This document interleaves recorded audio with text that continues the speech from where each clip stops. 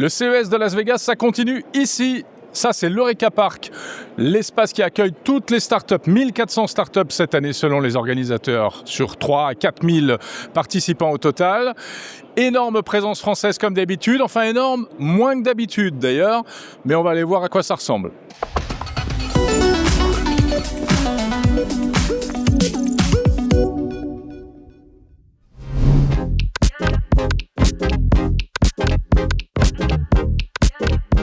Alors, l'Eureka Park, c'est un peu la samaritaine de l'innovation technologique. Ça veut dire qu'on trouve de tout ici.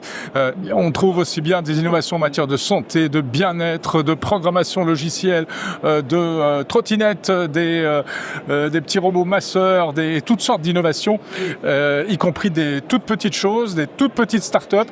Mais c'est ça qui fait la particularité de cet espace, où les stands sont souvent classés par pays, d'où la French Tech. Et c'est d'ailleurs un peu la France qui avait initié cette démarche. Cette année même, une région en particulier, la région Auvergne-Rhône-Alpes, est venue en dissidence, en quelque sorte, avec son propre espace distinct de la French Tech. Et puis aussi, bien sûr, de très nombreux autres pays, les Italiens, les Russes, les Israéliens, les Coréens, les Japonais, etc., etc. Impossible de tout voir. On cherche la perle rare, ce qui n'est pas toujours facile malgré tout. Bonjour Arnaud Auger. Bonjour Jérôme. De KT Innovation, geek parmi les geeks. Exactement, voilà. Voilà, on n'a jamais assez de wearables, donc je vais faire mon shopping. Voilà. Alors Arnaud, c'est le monsieur wearable, donc les objets connectés à porter sur le corps. Il en a partout, là, il a un magnifique blouson. C'est quoi, c'est un blouson lesté? Non, alors là c'est lesté, le t-shirt est lesté. Le t-shirt est lesté, mais pourquoi Nike. Parce qu'en fait, si tu penses qu'à 5% de ton poids de corps supplémentaire, tu brûles quasiment 15% de calories en plus. D'accord. Donc là, du coup, on va faire 25 000 passes aujourd'hui. J'aurais brûlé au moins 260 calories rien grâce au t-shirt. Eh oui, parce que ton grand truc, c'est le biohacking. C'est comment améliorer sa santé grâce aux technologies. D'ailleurs, on a réalisé une longue interview disponible sur Monde Numérique. Ton regard sur ce CES 2026, en quelques mots, comment tu le définirais? Extrêmement intéressant, surtout que le CES a défini 3 grandes méga tendances cette année. Et la tendance qui m'intéresse le plus, c'est la longévité.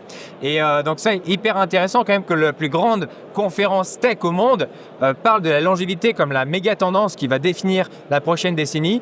Et en effet, parce que la longévité, ça ne concerne pas que la santé. Donc il y a beaucoup de solutions autour de la santé digitale, et notamment autour de la prévention, la détection plus tôt, et aussi des traitements de précision. Mais la longévité, ça comprend aussi finalement notre environnement. Donc avoir là, juste à côté, je voyais une start-up qui permet d'avoir des textiles avec du coup moins de toxines dedans. Donc ça peut intégrer en effet la mode, la nourriture, le sport. Il y a des espèces de capsules de régénération aussi. Exactement, de réjuvénation. Vous rentrez dans la capsule, vous ressortez plus jeune. Alors, à mon avis, il faut surtout le faire régulièrement. Mais il y a pas mal de technologies, par exemple, sur les lumières rouges qui permettent en effet de mieux nourrir les mitochondries en énergie. Donc finalement, de réduire les inflammations, potentiellement, si ce n'est de ralentir le vieillissement, au moins de ne pas l'accélérer. Donc voilà, en tout cas, il y a une effervescence autour de ce domaine-là que je trouve hyper intéressant. Et ça vient aussi avec une autre grande tendance du CES, c'est la tendance de la consumérisation de la santé. Avant, il fallait attendre d'aller chez le médecin ou à l'hôpital pour parler santé. Aujourd'hui, en fait, on a de la santé directement dans nos équipements, à la maison aussi. Cette année, WeThings a lancé une station longévité. Oui, quand même, absolument. Et donc, en fait, voilà, du coup, Bodyscan 2. la santé va directement chez le consommateur. Et avec l'intelligence artificielle, le consommateur peut mieux comprendre aussi ses données de santé et agir au plus tôt. Et donc le but de Bodyscan 2, c'est de détecter les premiers signes avant pour coureurs d'une maladie chronique, avant qu'il ne soit trop tard. Alors de quelle manière, enfin quel type de maladie et de quelle manière? C'est surtout des maladies donc cardiovasculaires et métaboliques, parce que donc à chaque pesée, on fait un scan, un bilan de la santé cardiovasculaire. Donc c'est quand même, alors c'est un PS-Person. C'est d'un personne, voilà, exactement. Tous les matins, je monte dessus, donc etc. on a le poids, on a la composition corporelle segmentale comme toute balance intelligente aujourd'hui. Et en plus, donc on a des métriques cardiovasculaires et des métriques métaboliques. Donc, juste en posant les pieds nus dessus. En posant les pieds nus dessus et en prenant la poignée entre les mains. Donc on a différents capteurs au niveau des pouces, au niveau des doigts, au niveau des pieds.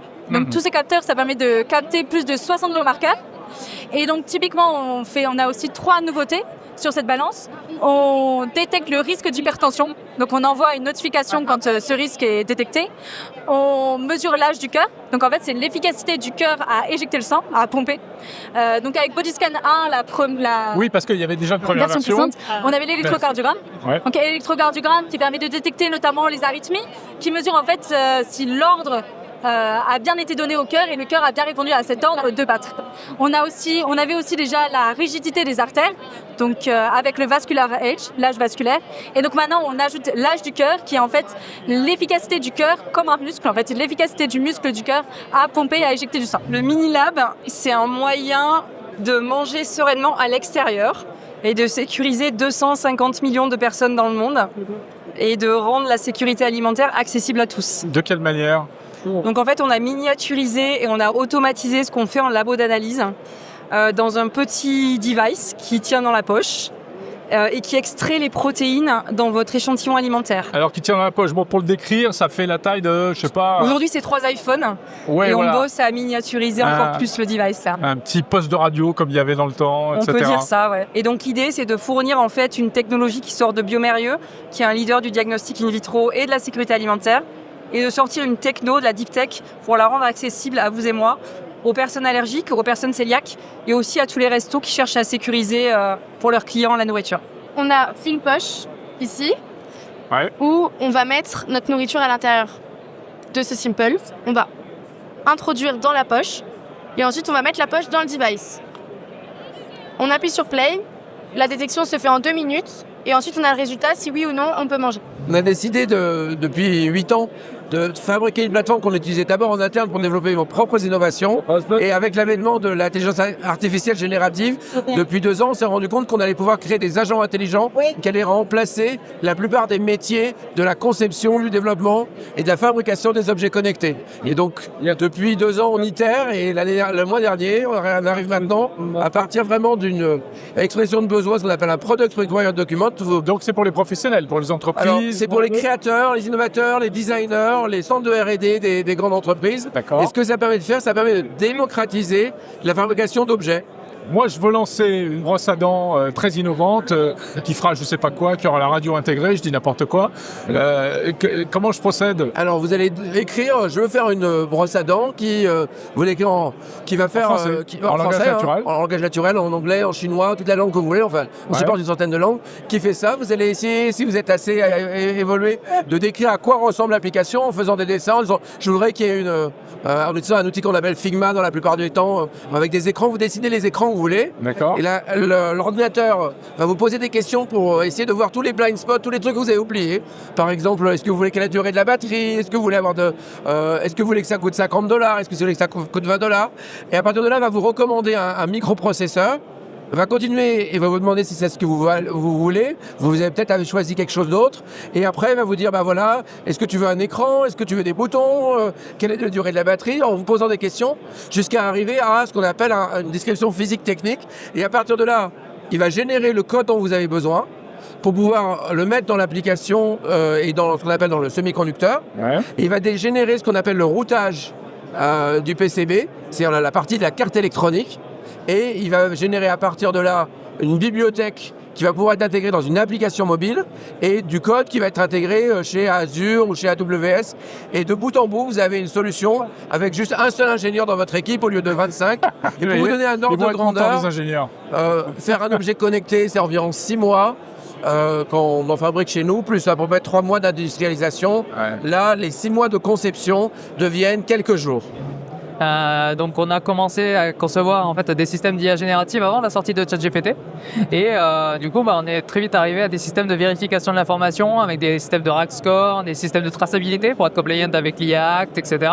Et on a commercialisé ça à des très grandes entreprises, par exemple un gouvernement, des banques, etc. Ce qui aujourd'hui représente à peu près 1 demi-million d'utilisateurs. Et au fur et à mesure de notre évolution, on s'est rendu compte qu'il y avait un vrai besoin pour les TPE et les PME qu'on ne pouvait pas aborder. Parce que nos pricing étaient trop élevés. Et donc on s'est dit qu'on allait concevoir une box IA que les entreprises peuvent commander et avoir directement chez elles comme une box internet qu'on connaît tous.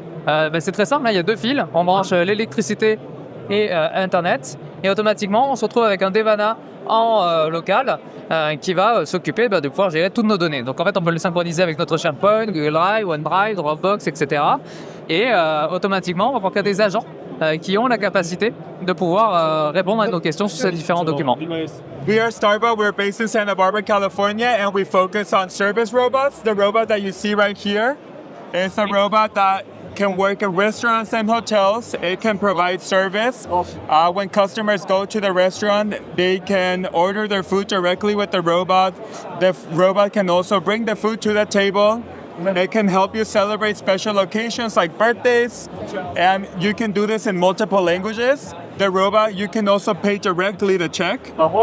In a hotel setting, it can help you with room service. It can help you check into your room, and it can also take your luggage to the room.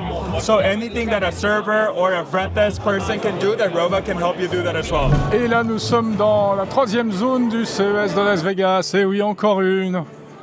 Ah, il faut prendre son courage à deux mains. C'est le hall B dans lequel on trouve des entreprises un peu plus grosses, un peu plus avancées que des startups dans des tas de domaines. Et on va pas y couper, on va aller explorer ça.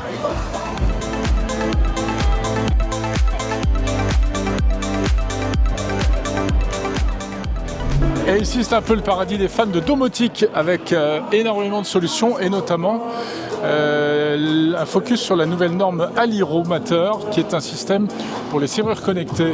Alors si vous connaissez le podcast Maison Connectée, justement si vous êtes abonné, ça va vous intéresser. Par exemple ici la marque Aqara qui est une marque chinoise plutôt réputée et qui toutes sortes de produits pour la maison connectée, interrupteurs, thermostats, capteurs de luminosité, capteurs de température, etc.